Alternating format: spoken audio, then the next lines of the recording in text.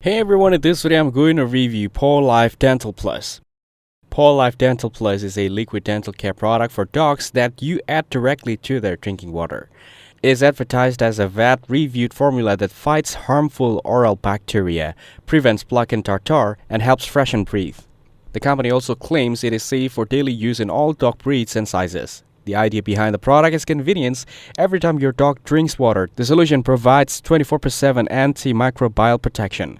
It's designed to break down biofilm, the sticky layer on teeth and gums that lead to plaque and tartar. By stopping bacteria at this stage, it also claims to lower the risk of health issues linked to bacteria spreading into the bloodstream, such as kidney and heart problems. As bonus, customers who subscribe also get a PawLife Care Guide ebook with vet bag tips for keeping their dog's teeth and gums healthy in the long run. The product does have some positives. It's much easier to use than brushing your dog's teeth daily, and some pet owners report improvement like fresher breath and cleaner look teeth. But there are also negatives.